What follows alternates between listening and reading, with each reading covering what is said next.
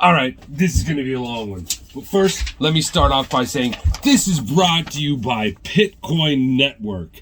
This is something I created that's years old now, like 6 years old. There's all of but like 5 or 7 people on either the Tron or the Ethereum version, and now it's on Pulse Chain. Check it out. Participation in immutable transparency. That's what I'm about. So check it out, guys. I've been doing this thing with this guy who makes collectible cards for because he has licensing rights to Stephen Curry. He has a special relationship, and they make these really. What I've done is I've taken the metallic photo paper that I've encapsulated in acrylic and make these cards. Here's the back.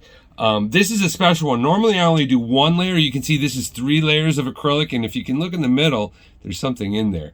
Anyways, I do these edges. They come out real nice, and the autograph versions, man, he gets a lot of money for these sometimes. And so what I've always wanted to do, I don't know if you follow this channel, I've always wanted to make my own NFTs and had a really hard time wrapping my mind around how I could do it myself, and eventually just came to the conclusion that I was going to need help. Well, guess what I figured out how to do the other day?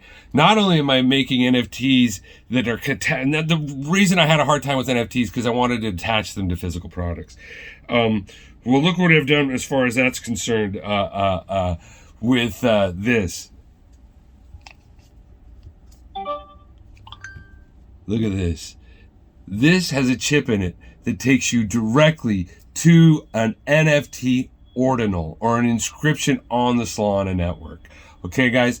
Now, why would I want to do something like that? Well, this is where the hard part of this story comes in. Like, you guys understand what a ledger is, right? A record. Like, here's a bank statement. Like, you understand what your bank statement is, and if somebody screwed with your bank statement, you would be mad as hell. And wouldn't it be wonderful to have a bank statement where you could just, instead of going bankrupt, you could just live off irredeemable promises, right?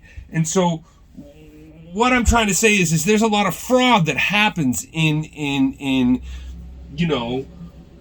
certain spaces when it comes to those who keep the records of those spaces. I mean, for instance, here, an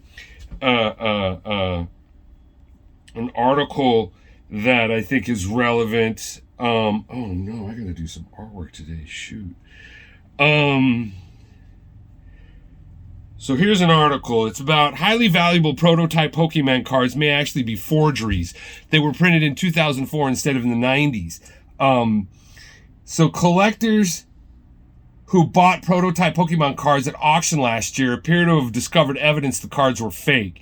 A closer look is it usually imperceptible dots on the cards imply that they were printed in 2024 and not 1995.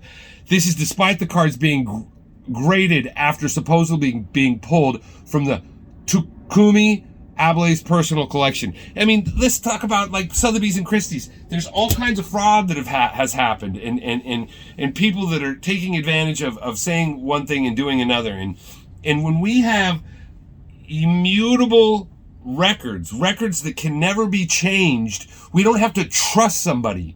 We can actually work in a trustless manner because we can verify. And then on top of that, if you take into consideration the idea that certain people who have the ability to counterfeit, they need us to ask for permission. Well, these kinds of things where I'm working on creating a connection to an immutable record of the origin, the provenance, and the ownership of this. Well, and what I've done to solve this ownership side of it, which came from Charlie Lee and Danny Yang, we had meetings with them, and that's what inspired this. They were the ones who were going to build this for us, but then they didn't. And from what I hear, that Charlie Lee guy, he with that Pokemon thing, wonder what happened. I don't know. Rumors. Don't listen to me. I'm a retard. So, anyways, proving an immutable record and the value of that, And that on top of this, these NFTs that I'm creating, they're not going to be a regular NFT where the actual image is stored on IPFS. These images are going to be inscriptions. I'm calling what I'm doing for this idea I've always wanted to do real world inscriptions. So the ownership of the actual physical object is the person who possesses it. just 9/10 is possession of the light, right? What's 9/10? What's the rule of law?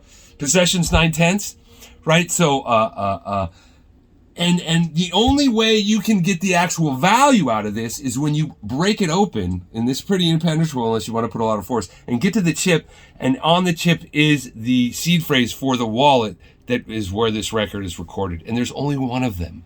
There's only one of them. So, and the wallet's destroyed as soon as I create it. So this is something I'm really excited about. I look forward to clients probably going to come over and have me do some autos with these NFTs. Hopefully it goes well. Hopefully that makes some sense. Yeah, that was only 5 minutes. I thought this was going to be like 10 minutes long. So anyways, what do you think of real world inscriptions? Huh? That's what these are. We're still going to probably do some virtual NFTs like everybody else, but these one-of-a-kind real-world inscriptions are going to, I think, I don't know, maybe cause some conversation. At the very least, I hope. You guys have a good day.